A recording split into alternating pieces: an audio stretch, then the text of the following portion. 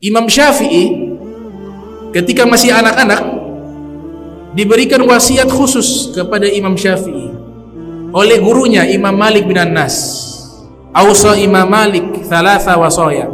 Imam Malik memberikan wasiat kepada Imam Syafi'i 3 wasiat penting. Nah, 3 wasiat penting ini menyempurnakan 4 ilmu tadi. 3 wasiat penting ini menyempurnakan 4 ilmu tadi. Yang pertama, kata Imam Malik kepada Imam Syafi'i yang masih anak-anak. Beliau katakan, wahai Imam Syafi'i, wahai Muhammad bin Idris, engkau harus menguasai 3 hal. Engkau harus menguasai 3 ilmu, kata Imam Malik. Yang pertama, ilmunya para ulama. Yang kedua, hikmahnya para ahli hikmah. Yang ketiga, obatnya para dokter. 3 wasiat. Kemudian Imam Malik menjelaskan, yang dimaksud dengan ilmul ulama, ilmunya para ulama, anta ta'awwada antakula la adri. Biasakan mengucapkan saya tidak tahu. Jangan so tahu.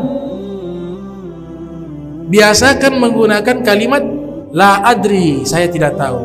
Nabi Muhammad SAW selalu mengatakan wallahu a'lam. Padahal Nabi, malaikat Jibril datang bertanya wallahu a'lam.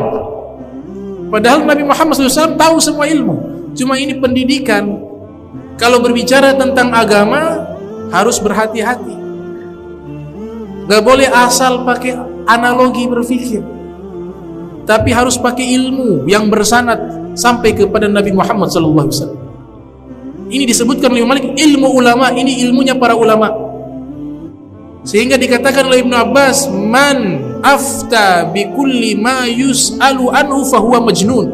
Ibnu Abbas mengatakan, siapa yang berfatwa setiap kali ada pertanyaan dilemparkan kepadanya, maka dia orang gila. Artinya tidak mungkin semuanya dia tahu. Jadi menjawab sesuatu yang dia tahu. Kalau ragu, tinggalkan. Da'ma yaribuk ila ma la yaribuk. Kalau ragu jangan diucapkan. Pasti tahu ilmunya disampaikan. Ragu ditinggalkan, apalagi tidak tahu. Ini ilmunya ulama. Yang kedua, hikmatul hukama.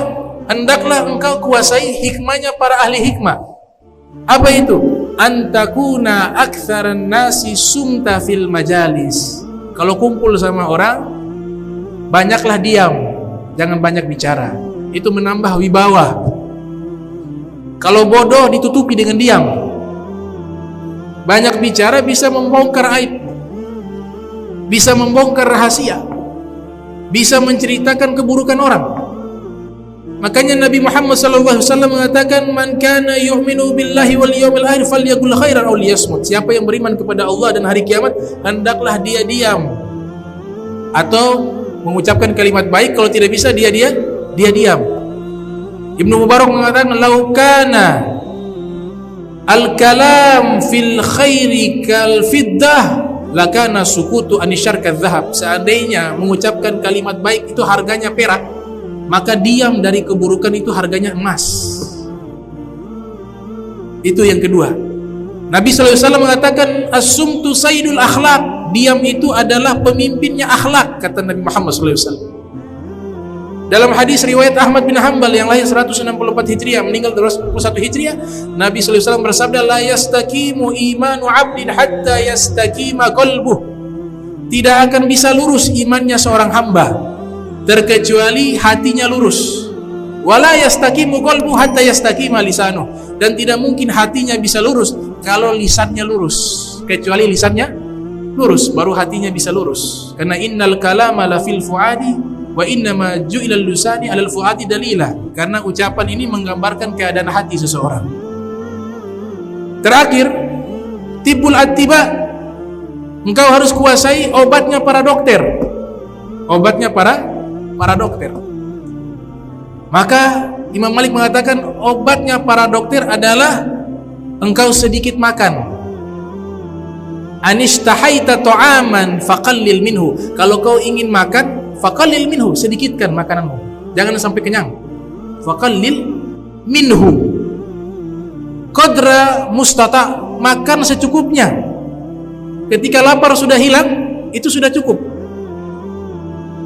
Walam takum min ta'amik wa anta syabi'un minhu, jangan sampai kau makan sampai kekenyangan, kau bangun dari makan dalam keadaan kekenyangan, maka akan memunculkan penyakit. Inilah 3 wasiat Imam Malik kepada Al-Imam Syafi'i rahimahullah.